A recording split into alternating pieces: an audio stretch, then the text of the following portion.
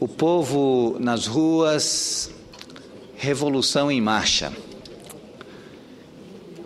São notas que eu recebi ontem do professor e sociólogo Nilson Mourão, foi deputado federal por 3 mandatos e hoje é o secretário de Justiça e Direitos Humanos do governo do Acre e professor da Universidade Federal do Estado do Acre.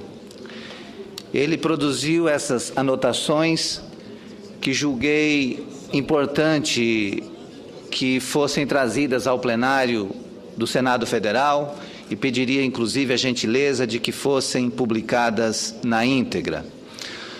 Um dos maiores intelectuais da Alemanha, Karl Marx, gostemos dele ou não, foi enfático em uma de suas teses, também partilhada por outros filósofos materialistas do período.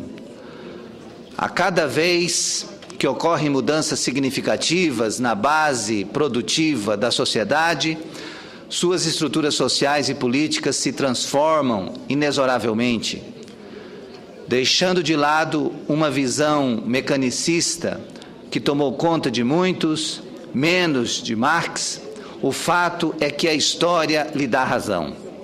A tecnologia dos séculos XIV e XV, que levou ao conhecimento e domínio dos mares, mudou a humanidade.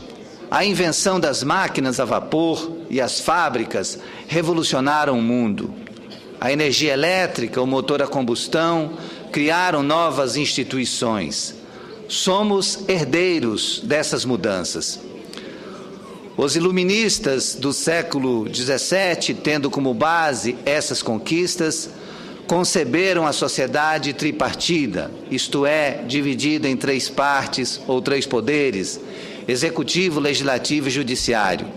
Esse modelo, de um modo geral, deu conta da nova situação, pelo menos no Ocidente, porque o Oriente e a África sempre buscaram modelos diferenciados. Realizou grandes mudanças, progressos, mas não pode ser eterno. Os outros modelos não foram. Esse também não será. O que de fato é novo hoje, que perpassa toda a sociedade? A quantidade de informações produzida a uma velocidade extraordinária, o controle pessoal, o conhecimento disponível numa pequena máquina ao alcance de quase todos. Leve-se em consideração também o papel das mídias, sobretudo da TV, cujo poder é imenso, bem maior que qualquer um dos poderes. Caíram por terra os guias, os mestres, os escribas, as bibliotecas, os jornalões, os fazedores de opinião, as referências, os modelos. Tudo parece ser provisório. Do mesmo modo que surgem, desaparecem. Qualquer jovem com um computador na mão se sente dono do mundo. Aliás, tem a sensação de ter o mundo aos seus pés. Com isso, desabam valores morais, modelos de sociedade, instituições sólidas. Todos se desmancham no ar. Não há dúvida, a crise é generalizada. Qual família, escola, religião, Estado não se sente ameaçado? Todos parecem vir abaixo, todos sentem seu impacto. Para mim, é evidente que está em marcha uma revolução que irá produzir novas instituições. O novo vai nascendo do velho, não pode ser diferente. A um dado momento, ele se consolida, se afirma. O fato é que os 2 modelos de sociedade que surgiram das mudanças do século XVIII, capitalismo e socialismo, parecem estar esgotados e não respondem mais à era dos computadores. O que virá depois? Os que ocuparam as praças dos Estados Unidos, os indignados da Espanha, os vândalos na Inglaterra e na França, a Primavera Árabe, As manifestações na Turquia e no Brasil representam o mesmo sentimento. Também faz parte do mesmo fenômeno os casos exemplares de Julian Assange, asilado na Embaixada do Equador em Londres, do soldado Bradley Manning, que disponibilizou os documentos ao Wikileaks, do agente Snowden, que denunciou a rede de espionagem realizada pelos Estados Unidos dentro de seu território e no exterior, inclusive aqui no Brasil. Espionagem igualmente realizada por vários países da Europa. Estamos assim dominados pelo monstro que a todos espiona, ainda que as constituições considerem crime tal ato e garantam a inviolabilidade das comunicações. Estes homens jovens estão sendo violentamente perseguidos pelo governo dos Estados Unidos, podendo inclusive serem condenados à prisão perpétua ou até à pena de morte. São os protomártires da revolução dos computadores. Sem bandeiras abrangentes, sem modelos de sociedade, sem líderes reconhecidos, milhares de pessoas, jovens sobretudo, saem às ruas e praças numa demonstração clara de seu mal-estar. Foram mobilizados por suas redes sociais, que em minutos convocam milhões de pessoas num processo de multiplicação sem fim. Parte dos convocados comparecem e já são milhões.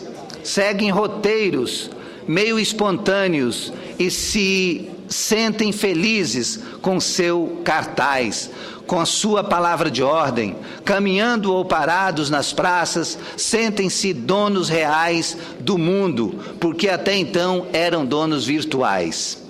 Admitem claramente que acordaram. Ainda bem, acho que até dormiram demais. O leão acordou. É essa a sua primeira experiência, abrir os olhos. Agora pode ver no plano real o que domina muito bem nas máquinas. Mas a realidade é mais complexa do que normalmente enxergamos. Mudar uma sociedade e suas instituições requer algo mais do que a simples negação. É preciso proposta. A simples revolta é importante como momento filosófico, mas é impotente para gestar novos padrões. Na Europa do século XIX, grandes movimentos sociais saíram às ruas e foram derrotados. Em 1968, o mundo se levanta em grandes mobilizações e exige mudanças radicais, paz e amor em Nova York e Londres, bem como sexo, drogas e rock and roll. Mas seu ideário não se concretizou.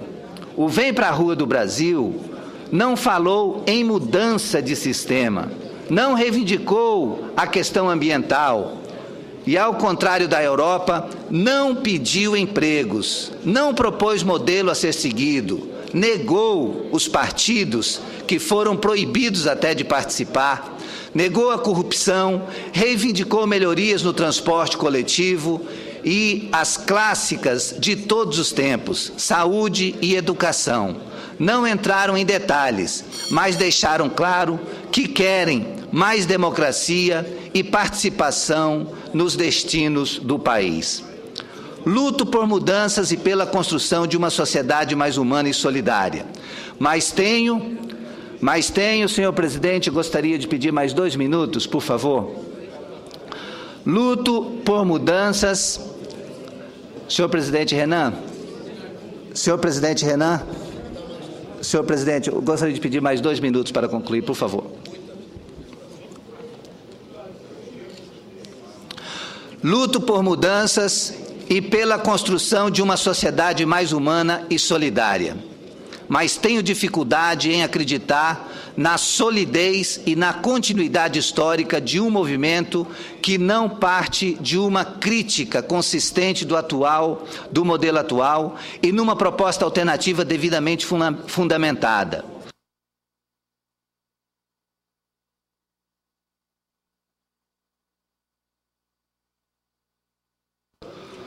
Do mesmo modo, movimentos sem líderes sérios, capazes de bem interpretar a conjuntura com responsabilidade e eficiência, pode se tornar massa sem rumo, podendo descambar para qualquer lado.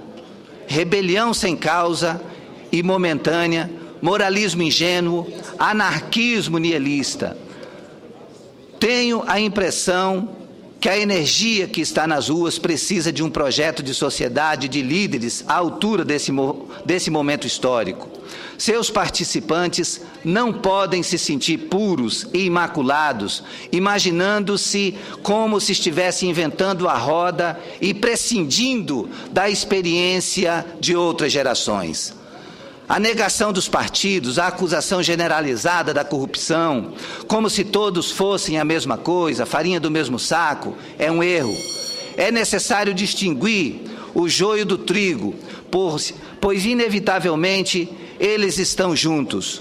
Logo compreenderão que, se não fizerem política voltada para o exercício do poder como serviço ao povo, outros continuarão fazendo por eles, pois, para inventar uma nova sociedade, novas instituições, não escaparemos ao fato de que a gestão do bem comum foi, é e creio que será disputada por forças sociais com interesses divergentes, às vezes antagônicos. Bem como a resolução dos problemas reais de transporte, saúde, educação, corrupção, não é fácil, ao contrário, extremamente complexa e requer mais do que boa vontade. Um minuto mais, senhor presidente.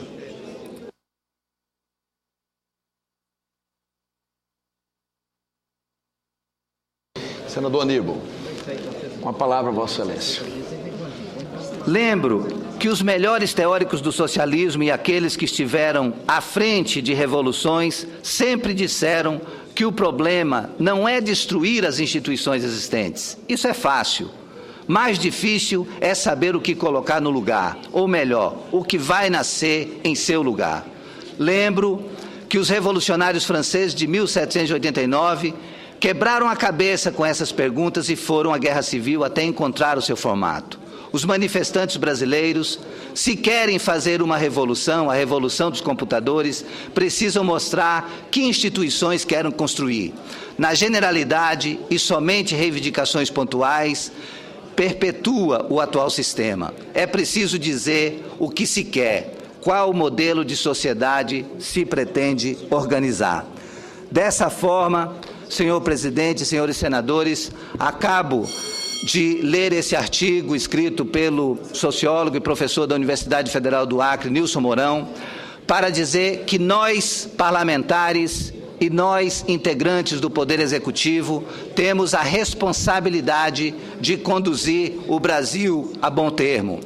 As vozes das ruas merecem ser ouvidas, mas elas precisam também ser filtradas e não podem ser objeto de atropelos e projetos de leis que possam, inclusive, colocar em risco a saúde institucional do Brasil por conta desses movimentos. Respeitamos os movimentos e queremos encontrar respostas plausíveis para as reivindicações que são feitas, mas não podemos fazer nada no atropelo. Fica, então, essa contribuição para os anais do Senado desse artigo do ex-deputado Nilson Mourão, que peço a gentileza, senhor presidente, de constar na íntegra nos anais do Senado.